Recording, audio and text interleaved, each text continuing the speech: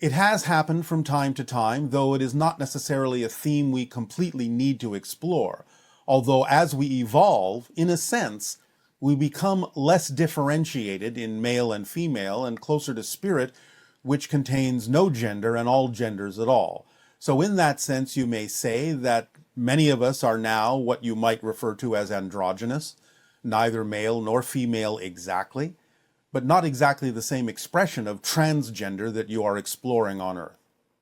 Okay, that's amazing. That's great news for me. All I right. wanted to ask you if okay, so my name is Linnea and Yes. it's a plant name Yes. and it is considered a pretty feminine name. I am in the process of transitioning, but I really like my name. It's a Yes. because it's a plant name and I work with plants and I know Willa Hillecrissing talks about having plant names in the future and that really resonates with me. Yes. So I was wondering if there is a name that comes through you to me that would make sense for me after I transition medically. Into, A male.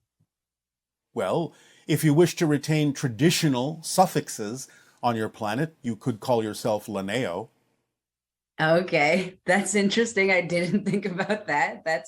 That's amazing. Okay. Whoa, that's really interesting. Thank you. You're welcome. Okay, I have another question. Yes. I'm my ancestors are from Lebanon. Yes. Can I ask a question about Lebanon? You may ask. We do not know yet whether we will be allowed to answer, but go ahead. Okay, great. So I have ancestry from that area. That's kind of the only area that I have ancestry from.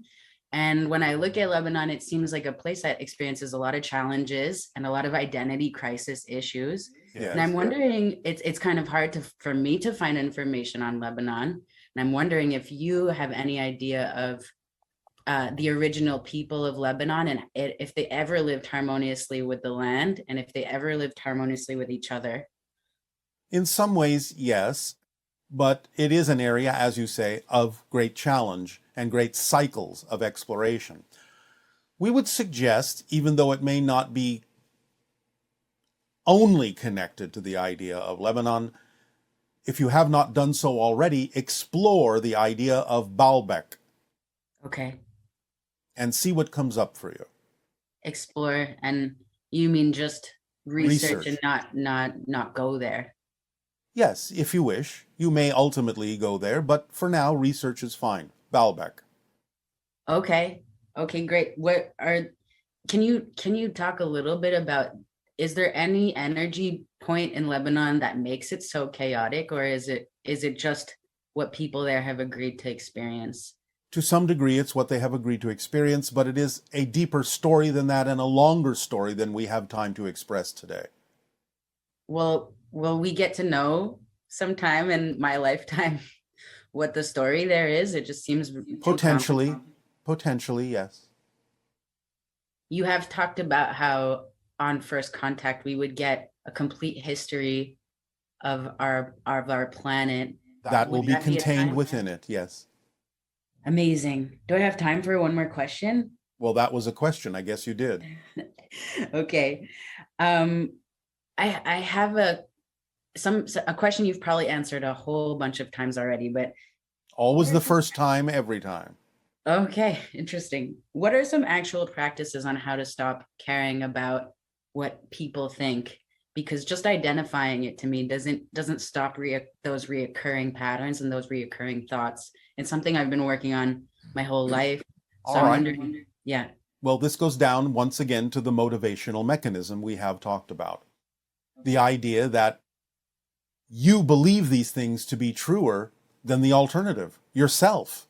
So the question is, since you only believe things you believe serve you, the alternative must be scarier or believed to be worse than what you're already willing to believe about yourself to be true. So when people say things and you care about what they're saying in the negative sense, there is a portion of you in your belief system that agrees with them or is afraid that it might be true. You need to get in touch with how it serves you to hold on to that assessment of yourself, why you would align yourself with something that you don't prefer to be true about yourself, and examine why you're holding on to it. Usually it has to do with issues of lack of self-worth, or the idea that the alternative belief, the one that you know would be more positive, is somehow something you believe would actually cause something worse to happen than simply staying where you are. Does that make sense? Yeah, I'll have to process that. But the first part really, really struck a chord with me. All right. The motivational mechanism is simply that within your consciousness where you will always move toward what you believe serves you and always move away from what you believe does not. So if you notice that you're holding on to things that don't serve you, like maybe caring too much about what people think of you, not saying you can't take advice from time to time, that's fine, but you get to determine what is true for you. But holding on to things you know are not necessarily preferable and judging yourself in that sense, you have to find out why you would think that that is to your benefit. Okay.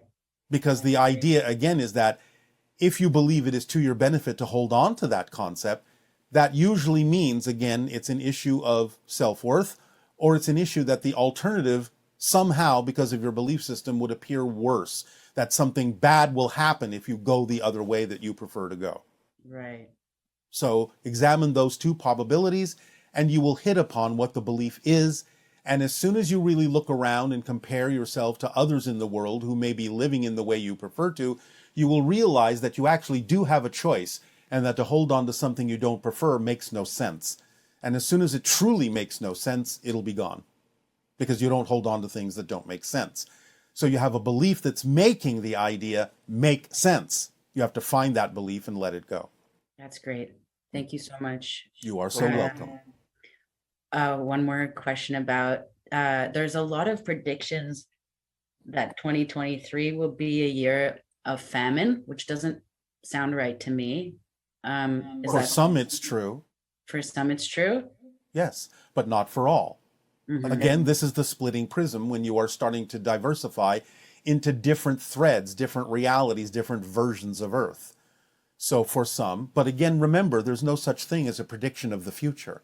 The energy that is created in the prediction is the sensing of what's in the present that has a high degree of probability, unless hearing the prediction makes you change it. How likely is it to switch, to change that probability for myself? As likely as you believe it to be. So again, examine your beliefs. Why wouldn't it be likely? Why wouldn't it be probable for you to go in a different direction? Right.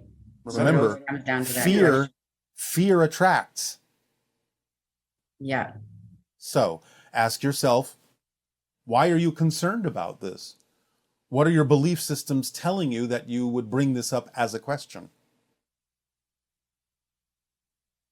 Yeah. How much stock are you putting in that idea? And why? And you will have your answer. I don't fear it for myself. I fear it for other people. Yes, but they have their own path too. Yeah. Okay. So while you can do whatever you can to help, yeah, and perhaps stave off the idea of starvation or famine for others, yeah, all you can do is do what you can. People have their own paths. You're not living their lives. They may have chosen this for their own reasons. That's true. And what you have to share with them and how you can help may affect them somewhere down the line if it doesn't do so right away. But that's all you can do. What they choose to do with what you choose to help them with is none of your business. Okay. That's great. Thank you. Be helpful, but be respectful of their own path as well if you seem like you're not able to really do something for them. They're making their own choices too. Thank you. You've answered all of my questions. I appreciate that. It is our deep appreciation to you for the interaction. Aveo. Aveo. Hello, Bashar. This is Meerte from the Netherlands, and I have some experiences I would like to ask you about. So, somewhere in my 20s, I was sitting on the couch. I was watching our cat jumping through the living room, and all of a sudden, I felt like I caught a glimpse of his perspective. So I was closer to the floor, I was facing in a different direction, but especially the air around me, like usually I just ignore space and look at the objects in it. But now it was like the air was very active and like sparkly and very alive. Like a few years later, I was babysitting a little kid, and I was sitting at the table, and she was standing to my right. And all of a sudden, I could see the table on eye level, and I saw my own figure to the left. And especially my senses were very active, like less focus on my thoughts and more on my senses. And then a few years later, again, I was helping a friend who was making a YouTube video. So I was filming her and holding the camera and listening to her story. And then all of a sudden, I could see myself holding the camera in front of me. So it felt like switching places, but more than switching places, it was like their perspective was added to mine for a while. Just for a few seconds, because I would be very surprised. And I think the surprise in itself just kind of like moved me back to my own perspective. But I was wondering, can you tell me a little bit about what happens in a situation like that? How would you describe something like that? And also, how could we, what could we do to actively develop a skill like that to maybe purposefully switch places or add perspectives for a moment? Thank you so much. Well, there are many ways that you might learn to do that more intentionally, but for right now, they are simply signposts for you to get used to the idea that you are loosely connected to physical reality, and thus slipping back into the idea of your spirit perspective, which sees all things as connected, which sees all perspectives from every point of view. So you're kind of practicing going back and forth between the denser physical material world and the less dense spiritual perspective of knowing that you are everything, you are connected to everything, and can perceive everything from everyone else's perspective. So you're practicing back and forth doing that so that you maintain more conscious awareness of your connection to physical reality and know that you are creating it as a projection, as a dream projection of your consciousness. So it's just a process you're going through that you'll get better at. Just keep going, follow the formula. It will expand and it will accelerate. One of the beings, if possible. I'm open to the idea, and I think it would be a great opportunity if I can have a close contact or come in contact. I guess that's it. Yeah, that's it. Is good to meet you, Bashar, and she's the best. Well, obviously, we are having contact right now in this particular format, but we understand what is meant. But again, there's a timing to these things that's appropriate not only for the individual, but for the all, for the collective. So again, we would simply suggest that you do your best to follow the formula, and remember that acting on your passion means acting to the best you are able to act, which means if you can't do a certain thing that you're excited about, then it's telling you that it's not necessarily the appropriate timing for that expression, but you can act on other things you are able to act on. So do so, and you will accelerate the process of being able to be ready in vibrational states that are appropriate for open contact to happen face to face with other kinds of beings.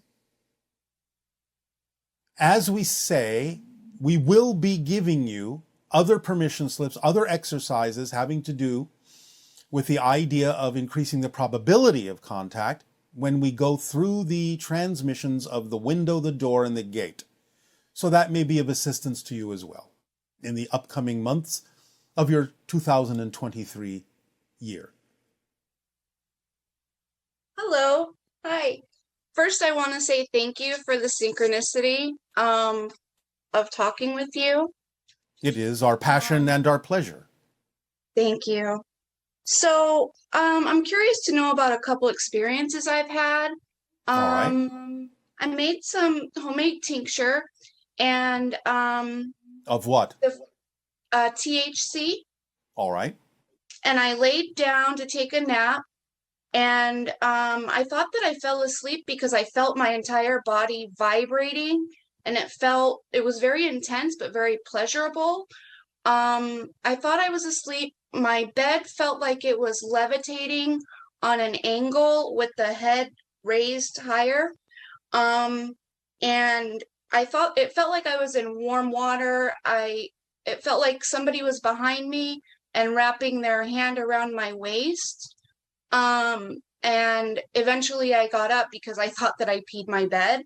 But it turns out that, my bed was dry. And when I looked at my watch to see how long I was asleep, it didn't detect any sleep.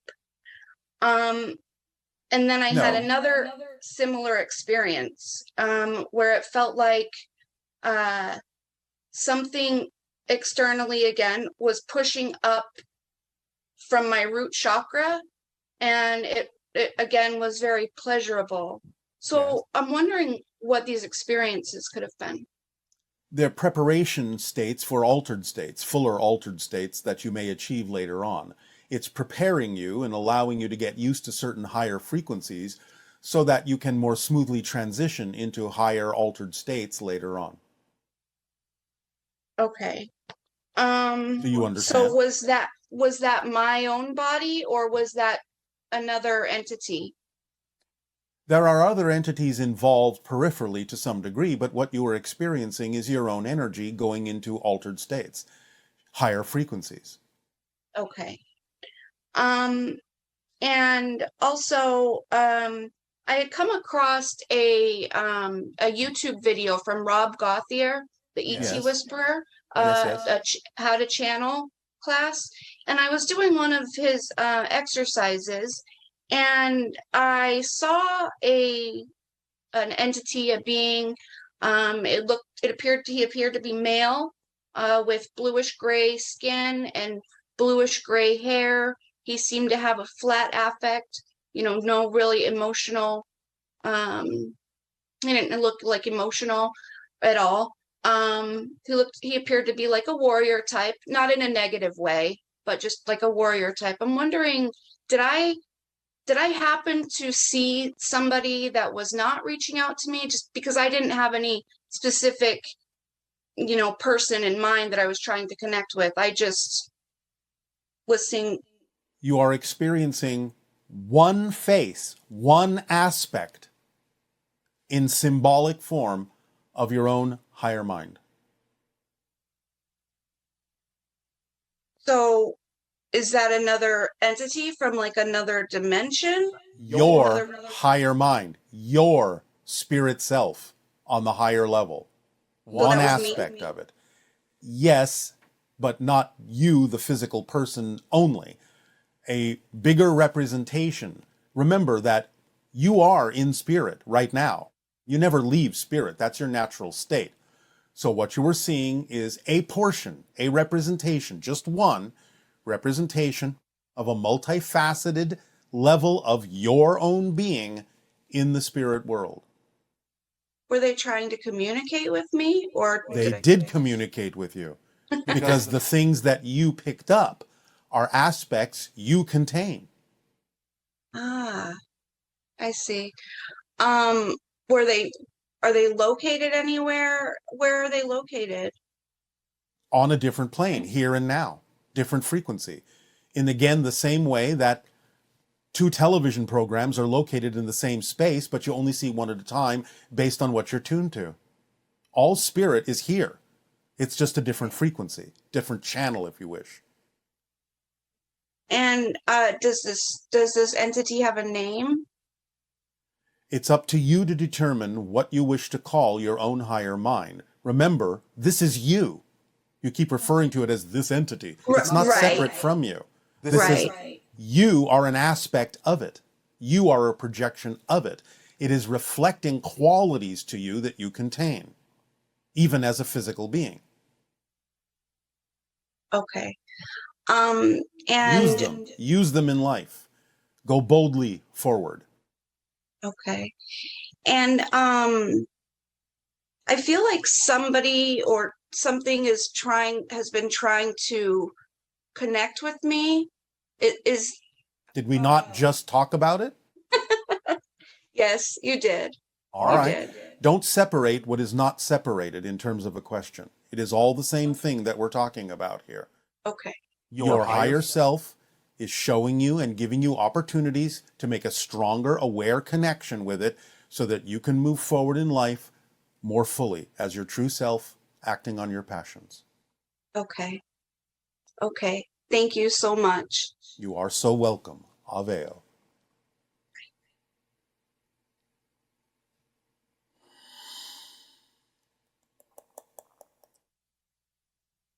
Hi, Bashar. This is Teresa. Can you talk about scapegoating? Why does scapegoating happen within a family? And what should a person do if they've been scapegoated their whole lives, not to be socially marginalized? I grew up the scapegoat within my family, and I still have great difficulty feeling connected to other people, even in my old age. Thank you for all that you've done for me. Where it is a badge of strength that you chose to be strong enough to, in a sense, take on the fears and lack of responsibility that other people have when they are not willing to look at their own issues and simply choose someone to foist them all and project them all upon. So it's a badge of strength that you were willing to do this for them, but you must reflect, if you are to be true to yourself, the idea that rather than continuing as a scapegoat, it's possible for you, though they don't have to accept it, that you can return information to them that allows them the opportunity to face their own fears and not foist them off on you, to allow them to take responsibility for their own negative and fear-based belief systems that they are simply unwilling to face, which is why people create scapegoats, because they fear the responsibility, because they define it as blame, and they are coming from a place of less than worthiness, and so on and so forth. But you have decided to be strong enough to play the part that allows them to use you, in a sense, as an excuse to not face themselves. But you don't have to continue to do so if you can respond appropriately. That puts them in touch with the idea that they need to look at themselves and their own issues if they really wish to expand in life. But that means you can go on without feeling like a scapegoat or experiencing the effects of being one, if you take the responsibility to reflect to them what it is they are actually reflecting to you about their